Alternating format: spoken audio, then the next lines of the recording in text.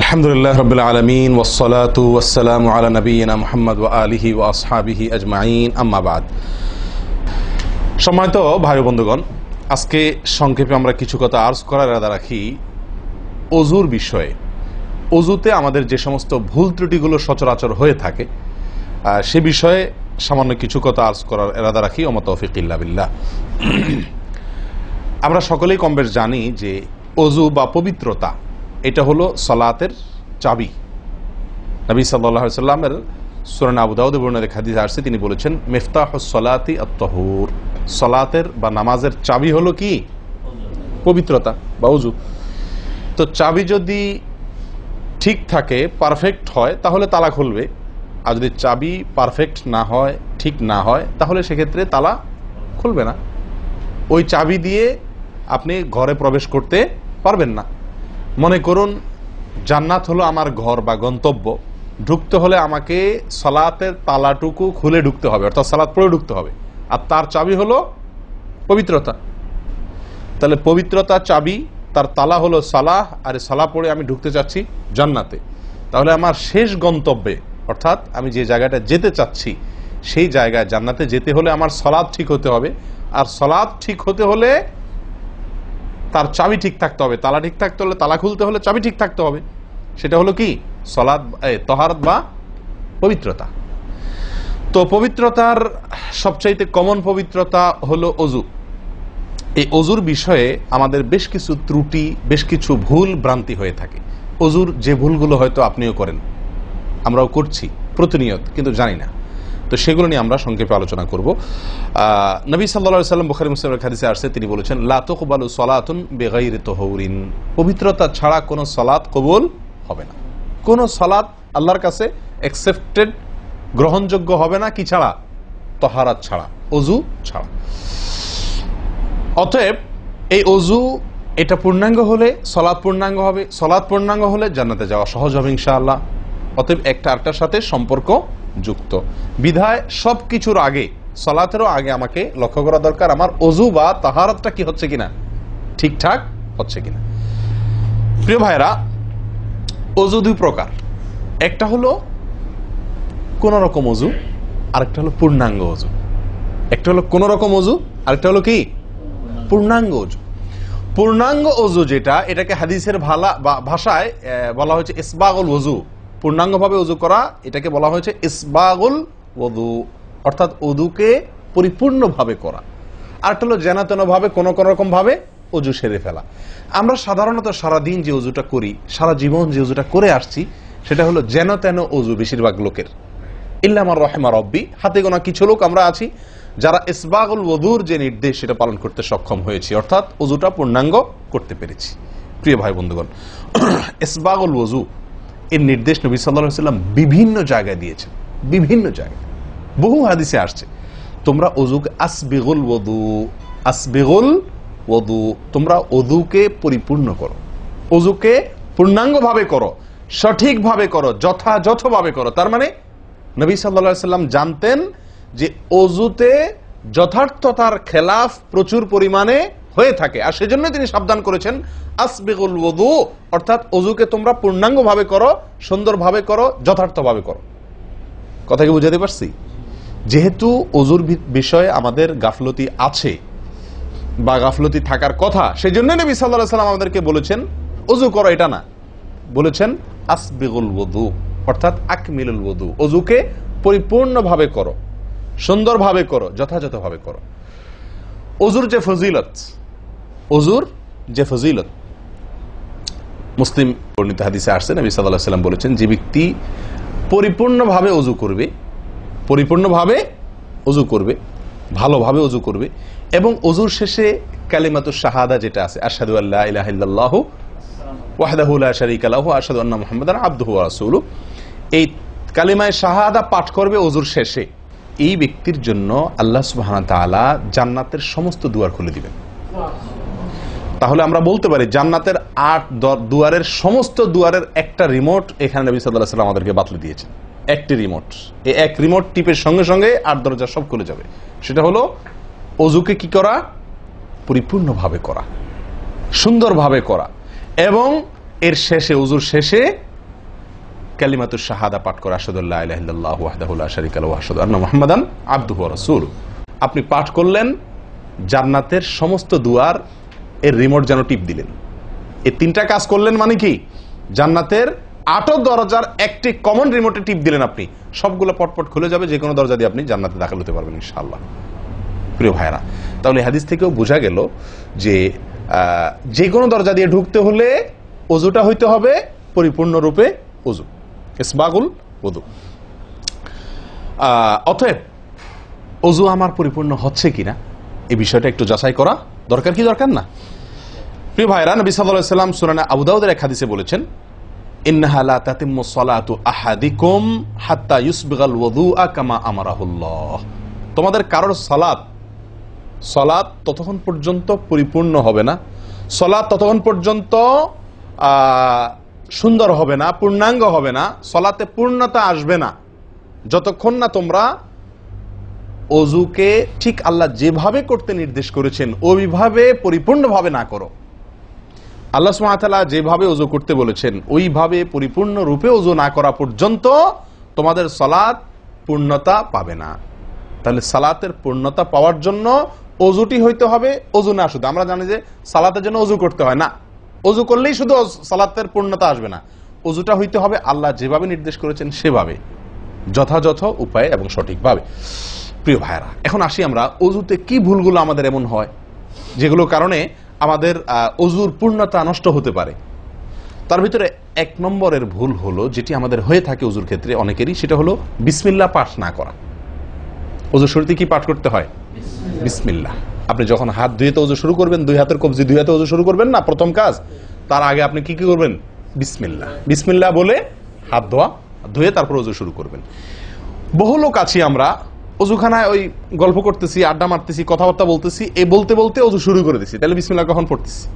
বিসমিল্লাহটা অনেক সময় অমনোযোগিতার কারণে, অবহেলার কারণে, অন্যমনস্কতার কারণে বিসমিল্লাহটা অনেক সময় আমরা বলতে ভুলে যাই। অথচ এই বিসমিল্লাহ পাঠ করা ওযু শুরুতে অনেক বিশেষজ্ঞ আলেমের মতে ফরজ। অনেকে বলেন বিসমিল্লাহ পাঠ না করলে ওযুই হবে না, আপনি যদি ভুলে বাদ দেন ওযু হলো না। যদিও সংখ্যাগরিষ্ঠ ওলামাদের মতে এটা না, তাদের মতে বিসমিল্লাহ পাঠ করা এটা ওযুর সুন্নাহ। এটা হলো ওযুর কি? সুন্নাহ। এটা আপনি যদি বিসমিল্লাহ বলে যদি ওযু শুরু করেন তাহলে ওযুটার ভিতরে পূর্ণাঙ্গতা আসলো। ওযুটার ভিতরে কি আসলো? পূর্ণাঙ্গতা আসলো। ওযুটার ভিতরে ওযুটা আপনার হৃষ্টপুষ্ট হলো। এই ওযুতে ইনশাআল্লাহ আপনার সালাত পূর্ণাঙ্গ হবে, যে সালাত আপনাকে জান্নাতে নিয়ে যাবে ইনশাআল্লাহ। তাহলে ওযুর শুরুতে একটা প্রাথমিক ভুল হলো বিসমিল্লাহ ভালো করে না পাঠ করা। নবী সাল্লাল্লাহু আলাইহি ওয়াসাল্লাম বলেছেন, ইবনে মাজাহ হাদিস, লা ওযুআ লিমান লাম ইয়াযকুর ইসমাল্লাহি আলাইহি। ওই ব্যক্তির ওযু হবে না, হাদিসটি সহিহ। নবী সাল্লাল্লাহু আলাইহি ওয়াসাল্লাম বলেছেন, ওই ব্যক্তির ওযু হবে না যে ব্যক্তি ওযুর শুরুতে আল্লাহর নাম নেয় নাই, বিসমিল্লাহ বলেনি। এখন ওযু হবে না বলা হয়েছে। এই হবে না বলতে হাদিস বিশেষজ্ঞ ওলামা ইকরাম এবং ফুকাহা ইকরাম বলেন, এখানে হবে না বলতে ওযুর ওই প্রাণ হলো না, ওযু পূর্ণাঙ্গ হলো না, ওযুটা যেভাবে হওয়া দরকার ছিল সেভাবে হলো না। কোন রকম হয়ে গেল মার্শাল হাল, সালাত আদায় হয়ে গেল, দায়িত্ব খালাস হয়ে গেল, কিন্তু এটা যেভাবে আল্লাহ সুবহানাহু ওয়া তাআলা চাচ্ছেন, নবী সাল্লাল্লাহু আলাইহি ওয়াসাল্লাম চাচ্ছেন, যেভাবে ওযুর নির্দেশ আসছে সেভাবে হলো না। যদি আমি বিসমিল্লাহ পাঠ না করি, তাহলে বোঝা গেল ওযু করার সময় আপনি কারোর সাথে কথা বলছেন, খোশ গল্প করছেন, মোবাইলে আলাপ করছেন, অন্য কোনো ব্যস্ততায় আছেন, অন্য কোনো ধ্যানে আছেন, ওই অবস্থায় হাত ধুয়ে ওযু শুরু করে দিলেন, বিসমিল্লাহ পাঠ করলেন না। এটা হলো একটা ত্রুটি। এই ত্রুটি আমাদের হয় কিনা মাঝে মধ্যে? অনেকে তো আছেন নিয়মিতই করেন না, অনেকে আছেন করেন কিন্তু ওই যে অন্য মানুষ হয়ে গেলে হাত ধুয়ে শুরু করে দিয়েছেন আর বিসমিল্লাহ আর বলেন নাই। তাহলে আপনি যে কোনো কাজের শুরুতে বিসমিল্লাহ বললেন কি না বললেন সেটা এত বেশি গুরুত্বপূর্ণ না, যত বেশি গুরুত্বপূর্ণ ওযুর শুরুতে বিসমিল্লাহ পাঠ করা, কারণ এটার জন্য পৃথক নির্দেশ এসেছে। এমনি তো একটা কমন নির্দেশ আছে, নবী সাল্লাল্লাহু আলাইহি ওয়াসাল্লাম বলেছেন, কুল্লু আমরিন জিবারিন লাম ইউবদা বিবিসমিল্লাহ ফাহুয়া আবতার ওয়া ফি রিওয়ায়াতিন ফাহুয়া আকতা। যে কোনো গুরুত্বপূর্ণ কাজ আল্লাহর নাম দিয়ে শুরু না করলে সেটা অপূর্ণাঙ্গ থাকে, কাজটা অর্ধেক থাকে, অর্ধেকা থাকে, অপূর্ণাঙ্গ থাকে, পূর্ণাঙ্গতা আসে না যে কোনো ভালো কাজ। কিন্তু ওযুর বিষয়ে নবী সাল্লাল্লাহু আলাইহি ওয়াসাল্লামের আলাদা নির্দেশ আছে, ওযু হয় না এমন কথা তিনি বলেছেন। তাহলে বোঝা গেল ওযুর শুরুতে বিসমিল্লাহ পাঠের পরে আমাদের সাবধান হতে হবে। এখন একটা সমস্যা হলো, আমরা আজকাল বেশিরভাগ লোক ওযু করি হলো টয়লেটের মধ্যে, আর টয়লেটের মধ্যে আল্লাহর নাম নেওয়া নিষেধ, ঠিক না ঠিক? টয়লেটের মধ্যে আল্লাহর নাম নেওয়া নিষেধ, জায়েজ নাই। তাহলে আমাদের ওযু যদি টয়লেটে আপনার বাথরুমের ভেতরে যে কি করি অজু করি, তাহলে আমি বিসমিল্লাহ বলতে পারবো না, কারণ আল্লাহর নাম নেওয়া বাথরুমে নিষেধ, টয়লেটে নিষেধ। আবার বিসমিল্লাহ না বললে আমার অজুটাও পূর্ণাঙ্গ হচ্ছে না, তাহলে আমি করবোটা কি? বলেন, সমাধানের পথ কি? কি করব? কি নিষেধাজ্ঞা অমান্য করে বিসমিল্লাহ বলবো, নাকি আপনার বিসমিল্লাহ ছেড়ে দেব? তাতে তো অজু আবার পূর্ণাঙ্গ হবে না, দুইটাই সমস্যা না? এই জন্য উত্তম এবং সবচেয়ে ভালো হলো অজুটা বাহির করার চেষ্টা করবেন। বেশিরভাগ জায়গাতে, সব জায়গাতে কম বেশ, বাথরুম টয়লেটের ভেতরে যদি বেসিন থাকে তো বাইরেও টেপ বা বেসিনের ব্যবস্থা থাকে, থাকে না থাকে না? বিশেষ করে বাসা বাড়িতে অথবা অফিস আদালতে দেখা যায় যে ওই টয়লেটে অনেক সময় আমরা কি করে ফেলি, অজু করে ফেলি। এটা উচিত না, এটা একটা ভুল আমাদের। অজু আমরা করব বাহিরে। কেন? কারণ টয়লেটে অজু করতে গেলে আল্লাহর নাম নিতে হচ্ছে, আর আল্লাহর নাম নেওয়া নিষেধ। সেখানে আমি আল্লাহর নাম নিতেও পারছি না, আর নাও নিতে পারছি না। যদি নেই তাহলে আল্লাহর নাম নিয়ে গুনাহ করছি টয়লেটে, আর যদি না নেই তাহলে আমার অজুটা অপূর্ণাঙ্গ থেকে যাচ্ছে। ঠিক না ঠিক? এই জন্য আমরা উত্তম হলো অজু করব কোথায়? বাইরে এসে যে কোনো টেপে। কথা কি বুঝাতে পারছি? বাইরে এসে একান্ত যদি কখনো আপনি বাধ্য হয়ে যান, বাইরে ভিড় নাই, ব্যবস্থা, সেটা ভিন্ন কথা। আর বাসা বাড়িতে যদি এরকম কোনো বাসা বাড়িতে যে বাইরে কোনো সিস্টেম নাই, আপনার নিজের বাসা না, আপনি ঠিক করতে পারতেছেন না, তো কমপক্ষে বেসিন এবং আপনার টয়লেটের কমোডের মাঝখানে কি দিব? একটা পর্দা বা ওয়াল কোনো কিছু দিয়ে নিব ইনশাআল্লাহ। কথা বুঝতে পারছি ভাই? আল্লাহ তাআলা আমাদের সকলকে এই বিষয়টি লক্ষ্য করার তৌফিক দান করেন। তাহলে ভাই আমরা বিসমিল্লাহ পাঠ করব অজু শুরুতে, লক্ষ্য করব ইনশাআল্লাহ, যাতে করে অজু শুরুতে বিসমিল্লাহ পাঠে ভুল না হয়। মনে থাকবে তো ইনশাআল্লাহ? আল্লাহ আমাদের তৌফিক দান করেন। দ্বিতীয় যে ভুলটি হয় ভাই, 100-99 জনের বলবো, তার চেয়ে বেশি হতে পারে, হাজারের ভিতরে 10 জন মানুষের হয় কিনা আমার সন্দেহ আছে এই কাজটা সঠিকভাবে করতে পারি না। সেটা হলো অজুর সময় মিসওয়াক করা। অজুর সময় কি করা ভাই? মিসওয়াক করা। এটি এত গুরুত্বপূর্ণ সুন্নাত যে নবী সাল্লাল্লাহু আলাইহি ওয়াসাল্লাম বলেছেন, বুখারীর হাদিস, লাউলা আন আশুক্কা আলা উম্মতি লা আমারতুহুম বিসওয়াকি ইনদা কুল্লি ওযু। বুখারীর হাদিস। নবী সাল্লাল্লাহু আলাইহি ওয়াসাল্লাম বলেন, আমার উম্মতের জন্য যদি কঠিন না হতো, তাদের জন্য কষ্টের কারণ না হতো, তাহলে আমি তাদেরকে বাধ্যতামূলক করে দিতাম, ফরজ করে দিতাম কি? প্রত্যেক অজুর সময় মিসওয়াক করা। প্রত্যেক অজুর সময় মিসওয়াক করা, এটা বাধ্যতা করে দিতাম যদি তাদের কষ্টের কারণ। কারণ বাধ্যতামূলক করে দিলে তখন এটা তাদের জন্য, প্রতি ওয়াক্তে মিসওয়াক করাটা তাদের জন্য বাধ্যতামূলক হয়ে গেলে এটা ছাড়া অজু হতো না, তখন তারা বিপদে পড়ে যেত, বেশি কষ্ট হয়ে যেত।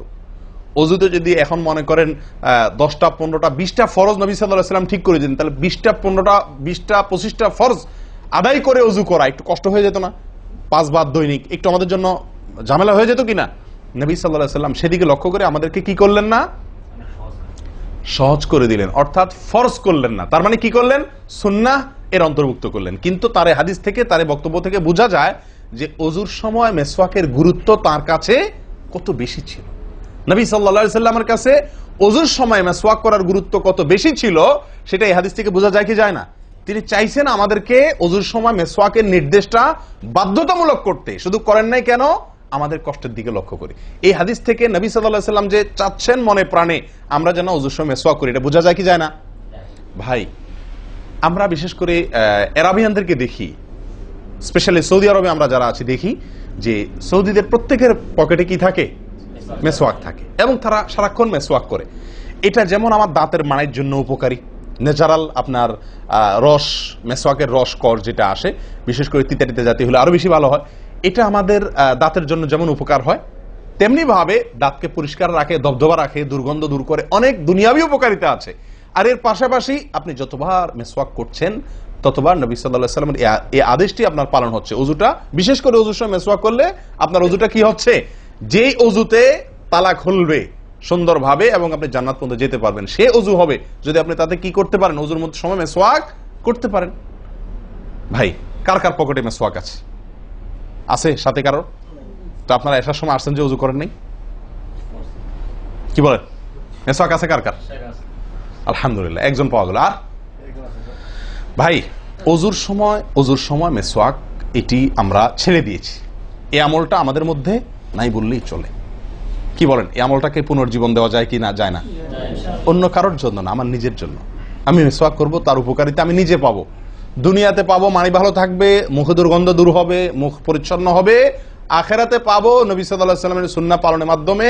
ওযু সুন্দর হবে, ওযু সুন্দর হলে সালাত ঠিক হবে, সালাত ঠিক হলে জান্নাতে যেতে পারবো। তাহলে একটা একটার সাথে সম্পর্কযুক্ত। মেসওয়াক করবো তো ইনশাআল্লাহ? একদম উঠে গেছে মেসওয়াক। ওযুর সময় মেসওয়াক করতে আমাদের দেশি ভাইদেরকে দেখাই যায় না একেবারে বললে চলে। প্রিয় ভাইরা, আপনারা কি জানেন নবী সাল্লাল্লাহু আলাইহি ওয়াসাল্লামের জীবনের শেষ আমল কি ছিল? মেসওয়াক ছিল। নবী করিম সাল্লাল্লাহু আলাইহি ওয়াসাল্লামের জীবনের শেষ আমল, যে আমলের পরে আর কোনো আমলের সুযোগ পান নাই, এই আমলের পরে তিনি দুনিয়া থেকে বিদায় নিয়ে গেছেন। তার জীবনের লাস্ট আমল কি ছিল? মেসওয়াক। তিনি আয়েশা রাদিয়াল্লাহু তাআলা আনহার কোলে মাথায় রেখে শুয়েছিলেন মৃত্যুর ঠিক আগ মুহূর্তে। শরীরে আর শক্তি ছিল না মেসওয়াক চিবানোর মতো। নতুন মেসওয়াক চিবায়া ওটাকে নরম করবেন, এই শক্তিটা ছিল না। আল্লাহ রাসূল সাল্লাল্লাহু আলাইহি ওয়াসাল্লাম আয়েশা রাদিয়াল্লাহু তাআলা আনহাকে দিলেন, আয়েশা মেসওয়াকটা আমাকে একটু চাবায়া দাও। তিনি চাবায়া নরম করে দিলেন। এরপর নবী সাল্লাল্লাহু আলাইহি ওয়াসাল্লাম মেসওয়াকটা করলেন। বাস, এই মেসওয়াকের পরে তার মৃত্যু এবং এই মেসওয়াকের মাঝখানে আর কোনো আমল করার সুযোগ ছিল না। ভাই, কত গুরুত্বপূর্ণ আমল বোঝা উচিত। ওযুর সময় মেসওয়াকটা উঠে গেছে, আমরা কি করবো ইনশাআল্লাহ? সবসময় মেসওয়াক পকেটে রাখবো তো ইনশাআল্লাহ? ওযুর সময় মেসওয়াক কখন করবেন, এটা নিয়ে ওলামাদের দুটি মত পাওয়া যায়। বেশিরভাগ ওলামাদের মত এবং বিশুদ্ধ মত হলো কুলি করার সময় আমরা মেসওয়াক করব। কুলি করার সময় আপনি বিসমিল্লাহ বলে হাত ধুলেন, এরপরে কুলি করলেন। মেসওয়াক করতে হবে এভাবে, সোজাসুজি, উপরে নিচে না, পাশাপাশি, ঠিক আছে? মেসওয়াক দিয়ে এভাবে আপনি খুব বেশি সময় করা দরকার না, একটা ঘষা দেন উপরে মাড়িতে, আরেকটা ঘষা দেন নিচের দাঁতে, দিয়ে এবার একবার কুলি করে ফেলান, ঠিক আছে? আবার মেসওয়াক দিয়ে একটা ঘষা দেন, আবার একটা ঘষা দেন, আবার কুলি করে ফেলেন। এভাবে 3 বার মেসওয়াক করেন, 3 বার কুলি করেন, বাস সুন্নাত আদায় হয়ে গেল। কথাকে বুঝাতে পারছি? আল্লাহ তাআলা আমাদের সকলকে তৌফিক দান করেন। প্রিয় ভাইরা, তাহলে ওযুর মধ্যে আমাদের যে খুঁতগুলো আছে আমি সেগুলো ধরা দেওয়ার চেষ্টা করছি। একটা বড় খুঁত, যে খুঁত থেকে আমরা বেশিরভাগ লোকই মুক্ত নই, সেটি হলো মেসওয়াক বিহীন ওযু। লক্ষ্য করবো তো ইনশাআল্লাহ? আল্লাহ আমাদেরকে আমলের তৌফিক দান করেন। একান্ত না থাকলে আঙ্গুল দিয়ে করলেন, কিন্তু আপনি নিয়মিত আঙ্গুল দিয়ে করলেন সেটা না, মেসওয়াকই করা উচিত। ভাই, 3 নম্বর যে ভুলটা আমাদের হয়ে থাকে সেটা হলো কুলির মধ্যে। দেখেন, প্রত্যেকটা কাজেই কিন্তু আমি একটা একটা করে আপনার দেখাচ্ছি ওযুর, প্রত্যেকটা কাজে আমাদের ত্রুটিগুলো হয় কিভাবে দেখেন। কুলির সময় ভুল হয়। কি ভুল হয়? কুলিটা যেভাবে করার কথা সেভাবে আমরা করি না। হাদিসে কুলির বিষয়ে নির্দেশ এসেছে, সেটাকে বলা হয়েছে মদমাদা। মদমাদা আরবি শব্দ, এটার বাংলা অর্থ হয় কুলি করা বা কুলকুচি করা বা কুলকুচা করা। এই কুলি বা কুলকুচা এটা হলো মুখের ভিতরে আপনি হাতের কষে করে পানি নিয়ে মুখে নাড়বেন, এরপরে ফেলবেন, আবার হাতে নিবেন, কিছু সময় নাড়বেন, 1 সেকেন্ড হোক 2 সেকেন্ড হোক, এরপরে ফেলবেন। এটা হলো কুলি বা কুলকুচা। আমরা বেশিরভাগ সময় এরকম করি আলহামদুলিল্লাহ। যখন ব্যস্ত থাকি, যখন হুলস্থুল থাকে, কোনো সময় কোনো কাজের তাড়া থাকে, তখন অনেক সময় আমরা কি করি? হয় কি না হয় না? মুখে নিলাম আর ঢাললাম, মুখে নিলাম আর ঢাললাম। আমি জানি না আপনাদের হয় কিনা এরকম। আমি দেখছি এরকম অনেক সময় হয়। আপনারা একমত কিনা? নিলাম মানে ব্যস্ততার কারণে, হয়তো জামাত শেষ হয়ে যাচ্ছে বা অন্য কোনো কারণ আছে, অথবা দেরিতে আসছি, তো তখন মুখের ভিতর নেওয়া আর ফেলাও, নেওয়াও আর ফেলাও, এতে কুলি হবে না। হাদিসে যে কুলির নির্দেশ আসছে সেই কুলি হবে না। এটা মুখে পানি দিলেন আর বাইর করলেন, এটাতে কুলি হইতে হলে আপনাকে মুখে পানি দিবেন, নাড়বেন। ভাই, কুলিটা কেন করতে বলা হয়েছে? মুখের ভেতরটা কি করার জন্য? পরিষ্কার করার জন্য। আপনি যদি মুখে পানি নেন আর বাইর করেন, তাহলে কি মুখ পরিষ্কার হবে? আপনাকে তো মিনিমাম 1-2 সেকেন্ড হলেও নাড়তে হবে জিনিসটা, পানিটা, তাহলে আপনার মুখটা কি হবে? পরিষ্কার বা পরিচ্ছন্ন হবে। আল্লাহ তাআলা আমাদেরকে আমলের তৌফিক দান করেন। ভাই, তাহলে কুলির ত্রুটিটা বুঝতে পারছেন তো? তাড়াহুড়া করে অনেক সময় মুখে পানি নিয়ে ফেলে দিই আমরা, এটা করা যাবে না। নাম্বার 4, নাকে পানি দেওয়া। দেখেন, একটা একটা করে দেখেন, প্রত্যেকটাতে ত্রুটি আছে। আল্লাহুল মুস্তাআন। নাকে পানি দেওয়া, নাকে পানি দেওয়ার যে নির্দেশ আসছে হাদিসে, এটাকে বলা হয় ইস্তেনশাক। ইস্তেনশাক, ইস্তেনশাক আরবি ব্যাকরণ অনুযায়ী এটা বাবে ইস্তিফআলের মাসদার বা ক্রিয়ামূল, যেটার মধ্যে এক্সট্রা ভাবে টানা, আকর্ষণ করার অর্থ যার মর্মের ভিতরে আছে। তো ইস্তেনশাক শব্দের মূল অর্থ হলো পানি টানা, নাকে পানি টানা। আমরা নাকে পানি টানি না, দেইও না। ধান খেতে পানি দেওয়া হয়, আর লাল শাকের খেতে পানি ছিটানো হয়, ঠিক না? ঠিক। লাল শাক বা মূলার শাকের খেতে পানি ছিটানো হয়, আর ধান খাত বেশিরভাগ ইরি ধান ইত্যাদি এই সমস্ত ধান খেতে পানি দেওয়া হয়। তাহলে দেওয়া আর ছিটানো বেশ কম আছে কি নাই? একটা হলো দেওয়া, একটা হলো ছিটানো, আর একটা হলো টানা। টানা হলো এ ক্লাসের অজুতে নাকে পানি টানবেন, বি ক্লাসের অজুতে নাকে পানি দিবেন, থার্ড ক্লাসের অজুতে নাকে পানি ছিটাবেন। আমি কি বুঝাতে পারছি? তো আমরা বেশিরভাগ লোক থার্ড ক্লাসের অজু, সারা জীবন থার্ড ক্লাসের অজু করি। আপনি থার্ড ক্লাসের অজু করে আপনি জান্নাতে যাবেন? ফার্স্ট ক্লাসে থাকেও তো যাইতে কঠিন হয়ে যায়। আপনি থার্ড ক্লাসের অজু করে কিভাবে আপনি সালাতের ইয়ে খুলবেন, তালা খুলবেন, কিভাবে আপনি জান্নাতে যাবেন? অতএব ভাই, এই নাকে পানি দেওয়ার বিষয়ে সাবধান থাকতে হবে। দেখুন, নিয়ম হলো আপনি হাতের কোষে পানি নিয়ে নাকে ধরলেন, নাকে ধরে হালকা কি করবেন? টান দিবেন, হালকা টান দিবেন, হালকা টান। কারণ একটু জোরে টান হয়ে গেলে সেটা কি হয়ে যাবে? নাকের তালু তো উঠবে, আপনার কষ্টের কারণ হবে। শরীয়ত আপনাকে কষ্ট দিতে চায় না, শরীয়ত আপনাকে কষ্ট দিতে চায় না। আল্লাহ সুবহানাহু ওয়া তাআলা চান না আমরা কোনো কষ্টে নিপতিত হই। অতএব আমি এমন জোরে টান দেবো না যে নাকের তালু উঠে, কিন্তু হালকা একটু টান দেবো যাতে করে অন্তত সামান্য একটু ভেতরে পানিটা যায়। নাকে পানি দেওয়ার উদ্দেশ্য আর কুলি করার উদ্দেশ্য এক। নাকে পানি দেওয়ার উদ্দেশ্য হলো নাকের ভেতরের যে ময়লাগুলা, ধারে কাছে যে ময়লাগুলো আছে, এগুলো যেন পরিষ্কার হয়ে যায়। আল্লাহর দরবারে দাঁড়াবো পরিচ্ছন্ন হয়ে, পবিত্র হয়ে। হ্যাঁ, এই জন্য নাকে পানি দেওয়ার নির্দেশ আছে। এখন আপনি যদি নাকে পানি কোষ নিয়ে ধরে একটু হালকা টান দেন, তাহলে ভিতরে কিছুটা পানি যাবে কি যাবে না? এটা আপনাকে করতে হবে। নাম্বার 2, এটা যদি আপনি করতে কষ্ট হয়, টান দিলে, আপনি আস্তে টান দিলেও উপরে উঠে যায়, তো দরকার নেই। তাহলে আপনি কি করেন? নাকে পানি দেন। নাকে পানি কিভাবে দিবেন? নাকটাকে অন্তত পানির মধ্যে কি করে রাখেন? চুবাই রাখেন, 1 সেকেন্ড চুবাই রাখেন, কিছু দূর পানি যাবে কিনা। আমি কি বুঝাতে পারছি?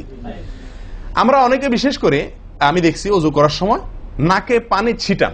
কিভাবে পানি ছিটান? ওই যে কষে করে পানি নিয়ে, লক্ষ্য করছেন আপনারা? এভাবে নিয়ে এরকম মারে পানিটা, এরকম মারলে সেটা কি হলো? ছিটানো হলো। হাদিসে যে ইস্তেনশাকের কথা বলা হয়েছে সেটা হলো না। আপনি সারা জীবন ওযু করলেন, অথচ আপনার কখনো নাকে পানি দেওয়ার সুন্নাহটি আদায় হলো না। সারা জীবন, আজীবন আপনার ওযুটি হয়ে গেল সুন্নাহ ছাড়া। আমি কি বুঝাতে পারছি?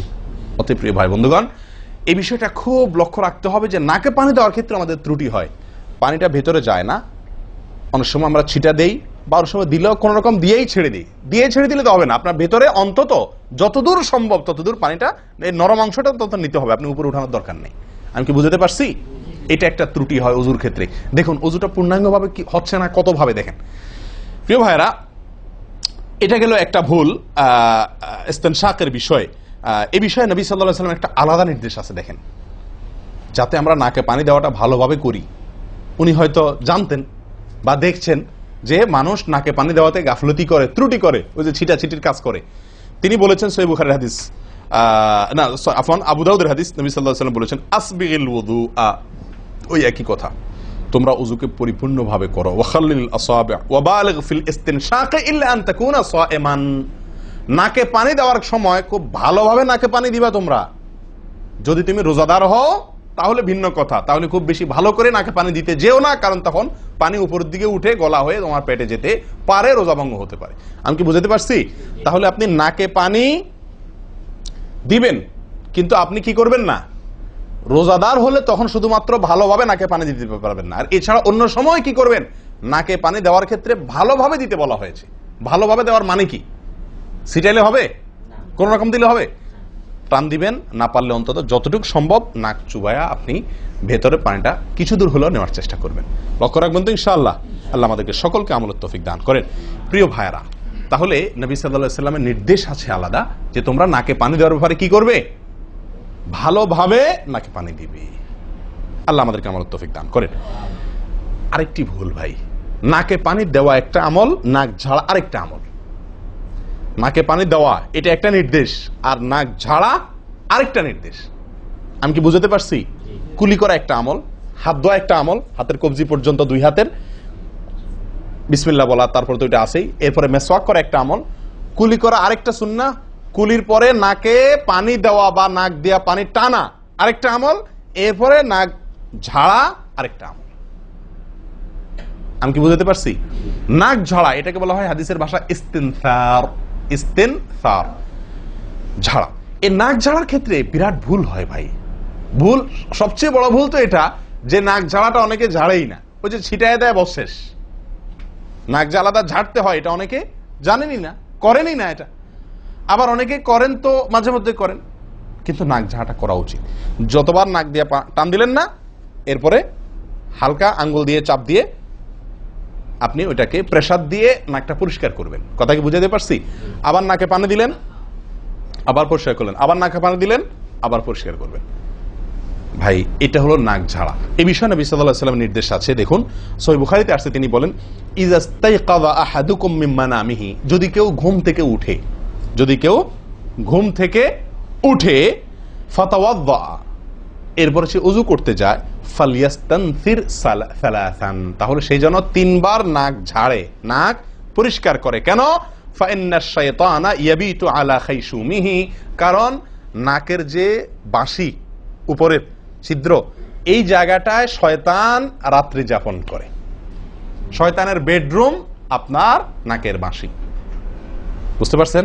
শয়তানের বেডরুম হলো আমাদের নাকের বাঁশি। নবী সাল্লাল্লাহু আলাইহি ওয়াসাল্লাম বলছেন এই জায়গাটা সে অবস্থান নেয় এবং এই জায়গায় গিয়া মোটামুটি আমাদেরকে ব্রেন ওয়াশ করে যে শুয়ে থাক, আরাম কর, যত ওয়াসওয়াসা দেওয়া দরকার, তার যে ডিউটি সেটা সে পালন করে, কুকামের যত বুদ্ধি দেওয়া দরকার, কিন্তু তার এই ঘাঁটি হলো আমাদের নাকের বাঁশি।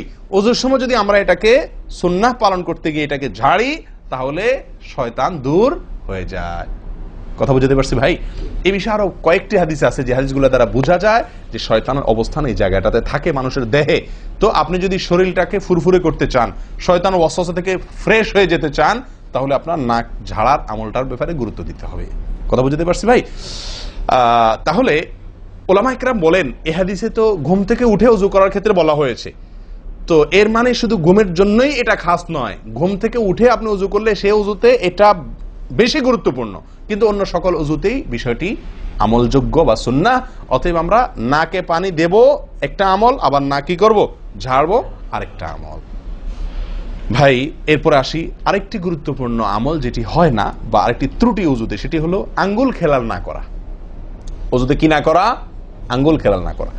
আঙ্গুল খেলাল হলো হাত এবং পায়ের আঙ্গুলের যে চিপাগুলো আছে, এই চিপাগুলোতে পানি পৌঁছানোর জন্য, পানি পৌঁছানোটা নিশ্চিত করার জন্য কি করতে হবে? এক হাতের আঙ্গুলকে অন্য হাতের আঙ্গুলের চিপায় ঢুকায়া এভাবে কি করতে হবে? একটু হালকা নাড়তে হবে, যাতে করে জায়গাটাতে চিপাটাতে পানি গেছে এটা কারণ এই চিপাগুলোতে পানি নাও যেতে পারে শুকিয়ে থাকার কারণে। তা আপনি যদি একটু নাড়া দেন পানির ভিজা আঙ্গুল দিয়া, তাহলে ইনশাআল্লাহ ওখানে পানি পৌঁছানোটা মোটামুটি নিশ্চিত হয়ে যাবে। ঠিক না? ঠিক।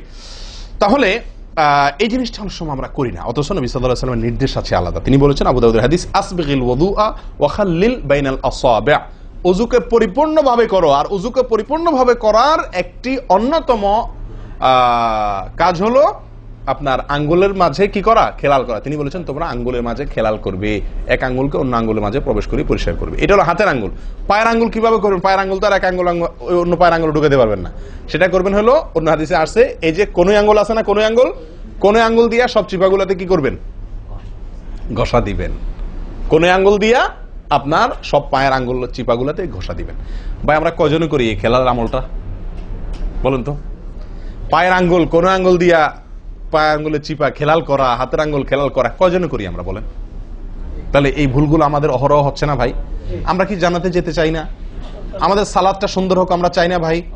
আমাদের এই সালাত খুব পাওয়ারফুল হোক, শক্তিশালী সালাত হোক, এই সালাতের মাধ্যমে আমি অন্যায় থেকে বেঁচে থাকবো, এই সালাতের মাধ্যমে আমি জান্নাতে যাব, এই সালাত আমাকে খাঁটি মুসলিম বানাবে, এই সালাত আমাকে আল্লাহর কাছে প্রিয় বানাবে, এই সালাত কি আমাদের নূর হবে, আমরা চাই না ভাই? এগুলো যদি চাই তাহলে আমাকে ওযু সুন্দর করতে হবে, আর ওযু সুন্দর করতে গিয়ে এই ভুলগুলোর ব্যাপারে সাবধান হতে হবে। তাহলে আঙ্গুল খেলাল করা, পায়ের আঙ্গুল, হাতের আঙ্গুল আমরা করি না বললেই চলে ভাই। তো আজকে থেকে ইনশাআল্লাহ করবো তো, নাকি যা শুনছেন এটা এখানে রেখে চলে যাবে? ভাই যদি পরিবর্তন না করেন, পরিবর্তন যদি আমরা না করি নিজেদেরকে, ওয়াল্লাহি সারা জীবন ওয়াজ শুনবো, কি লাভ বলেন? সময়টা নষ্ট। আপনি যদি এই কথাগুলোর উপরে আমলের চেষ্টা না করেন, নিজের জীবনে ফিট না করেন, এই ভুলগুলাকে ওযু করার সময় মাথায় রেখে এই ভুলগুলাকে আপনি দূর না করেন, তাহলে সেক্ষেত্রে এই শোনার কোনো লাভ হলো না। করবো তো ইনশাআল্লাহ। আল্লাহ সুবহানাহু ওয়া তাআলা আমাদের সকলকে সচেতন মুমিন হওয়ার তৌফিক দান করেন। সচেতন মুমিনের পরিচয় হলো মুমিন তার প্রত্যেকটা ভুলকে শিখবে, সংশোধন করবে, শিখবে, সংশোধন করবে। এভাবে করতে করতে করতে সে মুমিন হিসাবে কোয়ালিটিফুল আফার ক্লাসের মুমিন হতে পারবে, আল্লাহর কাছে প্রিয় পাত্র হতে পারবে। চেষ্টা করবো তো ইনশাআল্লাহ। আল্লাহ আমাদের সকলকে তৌফিক দান করেন। প্রিয় ভাইয়ারা, ওযুর ক্ষেত্রে আরেকটি ভুল এই যতগুলো ভুল বললাম এর ভিতরে বড় দুটি ভুল বলে ওজুর ভুলকে আমরা শেষের দিকে চলে আসছি। একটি বড় ভুল হলো শুকনা থেকে যাওয়া। কোন জায়গা যদি আপনার অবহেলার কারণে শুকনা থেকে যায়, ওজুর অঙ্গগুলো যেগুলো ধুইতে হবে, তার কোনো অঙ্গ যদি শুকনা থেকে যায়, ওজু হবে? ওজু হবে না। এক ব্যক্তি ওজু করে আসছেন, নবী সাল্লাল্লাহু আলাইহি ওয়াসাল্লাম দেখেছেন তার ওজুর কোন জায়গা শুকনা আছে, তিনি বললেন যাও আবার ওজু করো, তোমার ওজু হয় নাই। তিনি তাকে পুনরায় ওজু করাইছেন। কেন? তার ওজু সঠিকভাবে হয় না, শুকনা রয়ে গেছে। অনেক সময় দেখা যায় আমাদের অনেক ভাই ওজু করেন, ওজু করলে বেশ কিছু জায়গা, বিশেষ করে যে কোন জায়গাটা, এই জায়গাটা দেখা যায় শুকনা থাকে। এই যে কানের লতির এই যে জায়গাটা, এখানে দেখা যায় একটু কি থাকে, শুকনা থাকে। কপালের দিকে দেখা যায় শুকনা থাকে। এই জায়গাগুলো অনেক সময় দেখা যায়, বহু লোককে দেখা যায় ওজু করে আসছে, এখানে শুকনা, এখানে শুকনা, পায়ের গোড়ালি গিরা এই জায়গাগুলোতে শুকনা। কারণ হলো ওই যে অবহেলা করে ওজু করছে, কোন রকম ওজু করছে, ওজুটা যেভাবে করা দরকার সেভাবে করে নাই। ভাই এই জিনিসটা আপনার লক্ষ্য করা দরকার, কি দরকার না? ওজুই হবে না। এই যে ভুলগুলো বললাম এগুলা হলে আপনার ওজু হয়ে যাবে, কাগজে কলমে ওজু হয়ে যাবে। কিন্তু এখনকার যে ভুলটা বললাম, যদি শুকনা না থাইকা যে আল্লাহ মাফ করেন, তাহলে কাগজে কলমে ওজু হবে না, কাগজে কলমেও কি হবে না, ওজু হবে না। এত জঘন্য, সাবধান থাকার দরকার, কি দরকার না? আল্লাহ তাআলা আমাদেরকে সাবধান হওয়ার তৌফিক দান করেন। ভাই আরেকটি বড় ভুল, এটাও বিশাল বড় ভুল, সেটা হলো পানি অপচয় করা। পানি অপচয় করা, আল্লাহ মাফ করেন, এটা থেকে মুক্ত আমরা কেউই না বোধ হয় এই যুগে। পানি অপচয় ওজুর সময়। ভাই আমাদের ওজুতে কত পানি লাগে? আপনি যদি, আমরা তো বেশিরভাগ লোক এখন ট্যাপে ওজু করি না, আপনি যে ট্যাপটা ব্যবহার করেন ওই ট্যাপের নিচে যদি একটা কি রাখেন, বালতি রেখে দেন, আপনি ওজু করার শেষে লক্ষ্য করে দেখেন একটা খালি বালতি যদি রাখেন, কি পরিমাণ পানি পড়বে আনুমানিক? প্রায় এক বালতির মতো হয়ে যাবে না? সুবহানাল্লাহ, 50-100 জন লোকের ওজুর পানি এটা। নবী সাল্লাল্লাহু আলাইহি ওয়াসাল্লামের ওজুর পানির পরিমাণটুকু হাদিসে আসছে। ভাই এক গ্লাস পরিমাণ পানি দিয়ে তার কি হয়ে যেত, ওজু হয়ে যেত। এক গ্লাস পানির প্রয়োজন হতো না নবী সাল্লাল্লাহু আলাইহি ওয়াসাল্লামের ওজুতে, গোটা ওজুতে। আর সেখানে এক গ্লাস তো আমাদের শুধু কিসেই লাগে, হাত ধুতেও এক গ্লাস হয় কিনা সন্দেহ, এক হাতেও হয় কিনা এক গ্লাস ধুতে সন্দেহ। ভাই হাসির বিষয় না, এটা খুব জঘন্য অপরাধ, জঘন্য অপরাধ। আল্লাহ সুবহানাহু ওয়া তাআলা কোরআন কারীমের ভিতরে কি বলেছেন? ইন্নাল মুবাযযিরিনা কানু ইখওয়ানাশ শায়াতিন, শয়তানের ভাই। হারাম পানি অপচয় করা, পানি অপচয় করা। সাহাবা একরাম জিজ্ঞেস করছেন, ইয়া রাসূলুল্লাহ, আমরা তো কেউ বলবো ভাই এই যে নির্দেশ নিষেধ এগুলো তো সাহাবীদের যুগে পানির টানাটানি ছিল, মরুভূমি এলাকার লোক ছিল, তখনকার বোধহয় সমস্যা। ভাই এখন তো আমাদের যুগে আলহামদুলিল্লাহ কি আছে, প্রচুর পরিমাণে পানি আছে, পানির তো অভাব নেই আল্লাহর ফজলে। আমরা কেউ হয়তো মনে করি যে অনেক পানি আছে, এখন বোধহয় আর এই এত টানাটানি করে ওযু করার প্রয়োজন নাই। আমি বলবো না ভাই, এটা ভুল। সাহাবা একরাম জিজ্ঞেস করছেন নবী সাল্লাল্লাহু আলাইহি ওয়াসাল্লামকে, ইয়া রাসূলুল্লাহ, যদি আমরা সমুদ্রে থাকি, নৌকায় যাচ্ছি, জাহাজে যাচ্ছি, সমুদ্রে পানির কোনো অভাব নাই, সেখানে পানি ব্যবহারের ক্ষেত্রেও কি আমাকে হিসাব করে করতে হবে? অতিরিক্ত করলে হিসাব দিতে হবে? নবী সাল্লাল্লাহু আলাইহি ওয়াসাল্লাম হাবাচক উত্তর দিয়েছেন। ও ভাই, তাহলে বোঝা গেল যে পানি ট্যাঙ্কিতে আছে, আপনার লাইনে পানি আছে, এই জন্য আমি পানি অপচয় করার অনুমতি আমাকে শরীয়ত দেয় নাই। অতিরিক্ত পানি ব্যবহার করলে আমাকে হিসাব দিতে হবে। সবচেয়ে উত্তম, সবচেয়ে ভালো হয় ভাই, আপনি যদি সম্ভব হয় বদনা বা কোনো জগ ইত্যাদিতে, মগ ইত্যাদিতে আপনি ওযু করেন, সবচেয়ে ভালো। টেপের মধ্যেই বেসিনে একটা মগ রেখে দিলেন, ওইটা দিয়া ঢেলে ঢেলে আপনি ওযু করেন, তাহলে পানি অপচয় হওয়ার সম্ভাবনা সবচাইতে কম। ট্যাপ ছেড়ে দিয়ে যে আমরা ওযু করি, আমরা যেভাবে ওযু করার কথা বলছি, এই যে মেসওয়াক করতে হবে, এরপরে কুলি করতে হবে, নাকে পানি দিতে হবে, আবার নাক ঝাড়তে হবে, এই কাজগুলো করতে একটা গ্যাপ হয় না, গ্যাপ। এই গ্যাপের সময় যদি আপনি টেপে ওযু করতেই হয়, তাহলে গ্যাপের সময় টেপ বন্ধ করতে হবে। আমি কি বুঝতে পারছি? গ্যাপের সময় টেপ বন্ধ করে এরপর আপনি মেসওয়াক করেন, টেপ বন্ধ করে এরপর আপনি নাক ঝাড়েন। আপনি টেপের পানি পড়তেছে, এদিকে আপনি অন্য কাজ করতেছেন, তাহলে এটা অপচয়ের গুনাহ হয়ে যায়। ভাই আমি ওযু করছি ইবাদত করার জন্য, ওযু করছি আল্লাহ সুবহানাহু ওয়া তাআলাকে সন্তুষ্ট করার জন্য, আবার কাজ যেটা করতেছি ওযুর মধ্যে পানি অপচয় করে, সেটা হলো শয়তানের ভাইয়ের কাজ, শয়তানের কাজ। তাহলে শয়তানের কাজ করে আল্লাহকে খুশি করা যাবে? ভাই এই ওযুতে আল্লাহকে খুশি করা যাবে? এই ওযুতে আল্লাহ সন্তুষ্ট হবেন? ওযু করলে নবী সাল্লাল্লাহু আলাইহি ওয়াসাল্লাম বলেছেন, দিনে 5 বার ওযু করলে, একটা মানুষ 5 বার গোসল করলে যেরকম তার শরীরে ময়লা থাকে না, একটা মানুষ দিনে 5 বার 5 ওয়াক্ত সালাতের জন্য ওযু করলে ওই লোকের অন্তরে বা ওই লোকের ভিতরে গুনাহ থাকে না, আল্লাহ তাকে গুনাহ থেকে পরিচ্ছন্ন করে দেন, পবিত্র করে দেন, ধুয়ে পরিষ্কার করে দেন 5 বার ওযু করার মাধ্যমে। ও ভাই, ওযু আমাকে পরিষ্কার করে দিবে, আমাকে পবিত্র করে দিবে, আমাকে পরিচ্ছন্ন করে দিবে, আমাকে সাফ করে দিবে। কখন? যদি ওযুটা আমি সুন্দরভাবে করি। আমার অজুতে যদি এত বড় ভুল হয় যে পানি অপচয় করে আমি হারামে লিপ্ত হই, গুনাহে লিপ্ত হই, তাহলে আমার সে অজু আমাকে পরিচ্ছন্ন করবে না, পবিত্র করবে না, সুন্দর করবে না, আল্লাহকে সন্তুষ্ট করা যাবে না। প্রিয় ভাইরা, আমি আবারও বলছি, এই ভুল থেকে আমরা কেউ মুক্ত নই। আল্লাহ মাফ করুক, ইল্লা মার রাহিমা রব্বি, হাতে গোনা দুই একজন ছাড়া আমরা কেউ মুক্ত নই ভাই। উজু করার সময় পানি অপচয়, আজকে টেপের যে কালচার, এই টেপ ছেড়ে আমাদের উজু করা, এটা জঘন্য একটি ভুল। যদি টেপটা আমি ছেড়ে রাখি, হ্যাঁ আপনি উজু করছেন, বন্ধ করে নিচ্ছেন, আবার দরকার হচ্ছে চালাচ্ছেন, এটা হলে ঠিক আছে।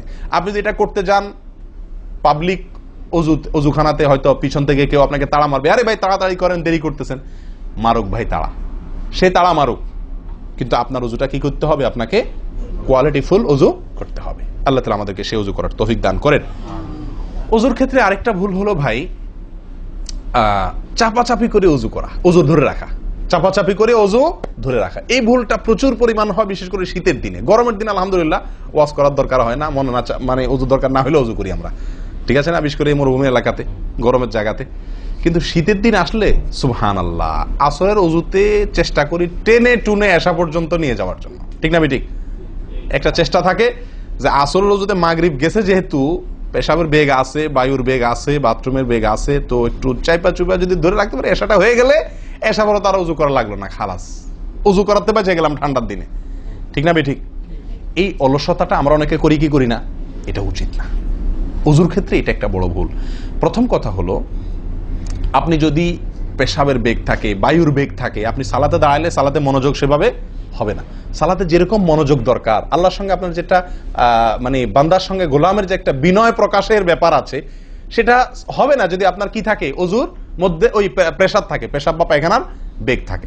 ভাই মানুষ যে কোনো কাজেই, ভালো কাজ মনোযোগ দিয়ে করতে হলে পেশাব পায়খানার বেগ থাকলে করা যায়? তাহলে আপনার সালাতের ভিতরে খুশু খুশু কিভাবে আসবে? আপনার সালাত, যে সালাত আপনাকে সফলতা এনে দিবে, যে সালাত আপনাকে জান্নাত পর্যন্ত নিয়ে যাবে, সেই সালাতের জন্য তো খুশু খুশু দরকার, আপনার মনোযোগ দরকার, আপনার স্থিরতা দরকার। স্থিরতা তো আসবে না যদি আপনার মন থাকে টয়লেটে। আপনি আছেন মসজিদে, দেহ আছে মসজিদে, মনটা আছে টয়লেটে, তাহলে তো সালাত পূর্ণাঙ্গ হবে না। এই জন্য ভাই চাপা চাপি করে অজু ধরে রাখা, এটা অজুর ক্ষেত্রে আরেকটা বড় ভুল, এটা করা যাবে না। যারা চাপাচাপি করে অজু ধরে না রেখে অজু ছুটতেছে, ছেড়ে দেয়, এরপরে যা উজু করে আসে, এদের জন্য বিশাল বড় পুরস্কার আছে, বিশাল বড় পুরস্কার, একটি নয়, তিনটি পুরস্কার। নবী সাল্লাল্লাহু আলাইহি ওয়াসাল্লাম বলছেন, মুসলিমের হাদিস, আলা আদুল্লুকুম মা ইয়ামহুল্লাহু বিহিল খাতায়া ওয়া ইয়ারফাউ বিহিদ দারাজাত। নবী সাল্লাল্লাহু আলাইহি ওয়াসাল্লাম বলেন যে, আমি কি তোমাদেরকে বলে দিব না যে কোন আমলটি মানুষকে তার ভুল ত্রুটিগুলো আল্লাহ তাআলা মাফ করে দেন এবং আল্লাহর কাছে তার মর্যাদা, গ্রেড বাড়তে থাকে, ইমানদার হিসাবে তার গ্রেড বাড়ে এবং আল্লাহ ভুল ত্রুটি মাফ করেন। কোন আমলের মাধ্যমে? তোমাদের কি বলে দিব না? সাহাবা ইকরাম বললেন, বালা ইয়া রাসূলুল্লাহ, হ্যাঁ ইয়া রাসূলুল্লাহ, আপনি বলে দিন। তখন নবী সাল্লাল্লাহু আলাইহি ওয়াসাল্লাম বললেন, ইসবাগুল wudu'i আলাল মাকারিহ, ইসবাগুল wudu'i আলাল মাকারিহ। প্রথম আমল, অপছন্দ, কষ্ট, ঠান্ডা, শীত, অথবা পানির অভাব, কি না বুঝু করতে হইতেছে, যে কোনো কষ্টকে উপেক্ষা করে, কষ্টকে সহ্য করে যে ব্যক্তি ওযু করে, ওযু আটকায় রাখে না, এই ব্যক্তি, তাকে আল্লাহ সুবহানাহু ওয়া তাআলা তার গুনাহ যেমন মাফ করবেন, তার মর্যাদাও আল্লাহ তাআলা বৃদ্ধি করে দিবেন। তাহলে বোঝা গেল, সাধারণ ওযু এটার চাইতে আপনি যদি ওযুকে কি করেন, আপনি যদি ওযুকে, কষ্টকে উপেক্ষা করে ওযু করেন, চাপাচাপি করে ওযু ধরে না রাখেন, ছেড়ে দেন, আবার ওযু করে আসেন, ফ্রেশ হয়ে আসেন, নামাজটা পড়েন, তাহলে ইনশাআল্লাহ আপনি দুটি পুরস্কার আল্লাহ তাআলার কাছ থেকে পাচ্ছেন। এক হলো গুনাহ মাফ, আর একটা হলো মর্যাদা বৃদ্ধি। আল্লাহ তাআলা আমাদের সকলকে ওযুর ভুল ত্রুটিগুলোকে কভার করে এগুলো থেকে পরিচ্ছন্ন থেকে, এই ভুলগুলো থেকে মুক্ত থেকে আল্লাহ তাআলা আমাদের সকলকে ওযু করার তৌফিক দান করেন। ওযু ভঙ্গের কারণের ব্যাপারে কয়েকটা আমাদের ভুল ধারণা আছে। যেমন অনেকে মনে করেন যে সিগারেট খাইলে, বিড়ি খাইলে ওযু যায়। অনেকে প্রশ্ন করেন, বিড়ি খাইলে, সিগারেট খাইলে ওযু যায় কিনা? কি বলেন আপনারা, কি বলেন, ওযু যায়? বিড়ি সিগারেট খাইলে? আপনাদের এখানে যায় ওযু? না, আমাদের এখানে যায় না, আমাদের এখানে ওযু যায় না ভাই। বিড়ি বা সিগারেট খাইলে ওযু যাবে না। ওযু যাওয়ার সাথে বিড়ি বা সিগারেটের সম্পর্ক না, ধূমপানের সাথে ওযু যাওয়ার সম্পর্ক না। তাহলে আপনারা কেউ বলবেন, তাহলে হুজুর, তাহলে তো বিষয়টা, তাহলে বোঝা গেল ধূমপানটা তাহলে এত বড় কিছু না। আপনি যেরকম সোজা করে দিলেন যে ধূমপান করলে কি যাবে না, ওযু যাবে না। আমরা তো জানতাম এটা মারাত্মক কোনো বড় অপরাধ, এটা করলে ওযু যাবে, আপনি বলতেছেন ওযু যাবে না, তাহলে তো বোধহয় এটা ছোট অপরাধ না ভাই। ওযু যাবে না তো আমল যাবে, ঈমান যাবে। ওযু গেলে তো কোনো ব্যাপার ছিল না, ওযু যাওয়া কোনো দোষের কিছু ভাই। একজনের ওযু আছে, তার বায়ু আসছে, ওযু গেল। একজনের ওযু আছে, পেশাব করলে ওযু চলে গেছে, তার কোনো দোষ করছে সে? আপনারা বুঝেন না আমার কথা? ওযু চলে গেলে সেটা কি দোষের কিছু? তাহলে এটা তো আমার বড় কিছু না, দোষের কিছু না। বিড়ি খাইলে, সিগারেট খাইলে ওযু যাবে না তো, ওযু যাওয়া তো দোষের কিছু না। এর চেয়ে বড়টা যাবে, তাকওয়া যাবে। কি যাবে? তাকওয়া ছুটে যাবে, মুত্তাকির খাতা থেকে নাম কাটা যাবে। বুঝেন না কথা? নেক আমলদারের খাতা থেকে নাম কেটে যাবে, গুনাহগার হবে, গুনাহে লিপ্ত হলো সে। ওযু ভাঙলে তো দোষের কিছু হতো না, ভুল তেমন কোনো ক্ষতির কিছু হতো না, কিন্তু তার চাইতে বড় ক্ষতি হবে। কিন্তু ওযু ভাঙবে না বলে তাহলে কি সিগারেট খায় ডাইরেক্ট মসজিদে চলে আসবো? না, সেটা জায়েজ নাই। সিগারেট যদি খান, এই বদ অভ্যাস যদি থাকে, হারামে লিপ্ত হওয়ার অভ্যাস থাকে, আল্লাহ হেফাজত করুক, সবাইকে ফিরে আসার তৌফিক দান করুক। কমের পক্ষে মুখকে ভালো করে ফ্রেশ করে, পরিষ্কার করে, ব্রাশ করে, মেসওয়াক করে, দুর্গন্ধ দূর করে তারপর মসজিদে আসবেন। কথা বুঝে আসছে? যাতে অন্য মানুষ কষ্ট না পায়। অনেকে মনে করেন হাঁটুর উপরে কাপড় উঠলে ওযু ভেঙে যায়, ঠিক না? ঠিক। আপনারা কি বলেন? আপনাদের দেশে ওযু ভাঙেনি? আপনাদের এখানে ভাঙে? আচ্ছা, ভাঙতে পারে। কোন কোন এলাকাতে হাঁটুর উপরে ওযু কাপড় উঠলে কি করে? ওযু ভাঙে। এটা অনেকে বলেন যে ভাই সতর যদি খুলে যায়, হাঁটুর উপরে কথা না, সতর খুলে গেল, কেউ ওযু করার পরে উলঙ্গ হয়ে গেল কাপড় পাল্টাতে গিয়া বা কোনো কারণ, এক কথায় ওযুর পরে যদি সতর খুলে যায় ওযু ভাঙবে না। কিন্তু আমাদের অনেক দেশে, অনেক এলাকাতে ওযু ভাঙে না ভাই। এই যেখানে ভাঙে সেখানে আসলে ভাঙা উচিত না। ওযু আপনার সতর খুললে কি হয় না? ওযু ভঙ্গ হয় না। এর সাথে ওযু ভঙ্গ হওয়ার সম্পর্ক নেই। ওই যে বলছি, ধূমপানের মতো। সতর যদি অন্য মানুষের সামনে খোলেন আপনি, তাহলে ওযু ভাঙলে তো দোষের কিছু হতো না। এখানে তাকওয়া ভাঙবে, ওযু ভাঙবে না। আমি কি বুঝাতে পারছি? এর চেয়ে বড় অপরাধ হবে, কবিরা গুনাহ লিপ্ত হলেন আপনি, ফরজ তরক হয়ে গেল, আপনি বড় গুনাহ করলেন। ওযু ভাঙলে তো এমন দোষে কিছু হতো না, কিন্তু ওযু ভাঙবে না। অনেকে মনে করে টিভি দেখলে, সিনেমা দেখলে, নাটক দেখলে, গান ফান দেখলে ওযু ভাঙে না। এটার সাথেও কি নাই? ওযু ভাঙার সম্পর্ক নাই। ওযু ভাঙার সম্পর্ক নির্দিষ্ট কিছু কাজে, পেশাব করলেন, পায়খানা করলেন, বায়ু ছাড়লেন, ঘুমাইলেন, ওযু ভাঙে এগুলাতে। কিন্তু আপনি সিনেমা দেখলেন, খারাপ কিছু দেখলেন, দেখলেই আপনার কি হবে না? ওযু ভাঙবে না। হ্যাঁ, একটা কথা ঠিক যে আপনি এই যে কাজগুলোর কথা বললাম, আপনি সিগারেট খাইলেন, আপনি আল্লাহ মাফ করেন কোন হারামে লিপ্ত হলেন, আপনি সতর খুললেন মানুষের সামনে, আপনি সিনেমা দেখলেন, টিভিতে খারাপ হারাম কিছু দেখলেন, তাহলে কি করতে হবে? ওযু করা উত্তম। ওযু করা, এগুলা করার পরে বিনা ওযুতে নামাজ না পড়ে ওযু করে নামাজ পড়া উত্তম। কেন? কারণ ওযু করলে আল্লাহ সুবহানাহু ওয়া তাআলা কি করেন? গুনাহ খাতা মাফ করে দেন। তাহলে আপনি যে অপরাধ করলেন সেটা মাফ করে নামাজে আসলেন ফ্রেশ হইয়া, ওটা ভালো। কিন্তু ওযু ভেঙে যাবে এরকম না। মহিলারা বাচ্চাদেরকে দুধ দিলে অনেকে মনে করেন কি হয়? ওযু ভাঙে। আসলে কি না, বাচ্চাদেরকে দুধ খাওয়ালে কি হবে না? ওযু ভাঙবে না। কথা বুঝাতে পারছি? এরকম কিছু ভুল ধারণাও আছে। যাই হোক, ওযুতে যে ভুলগুলো হয়ে থাকে আমি আবার বলে দিচ্ছি এক নজরে।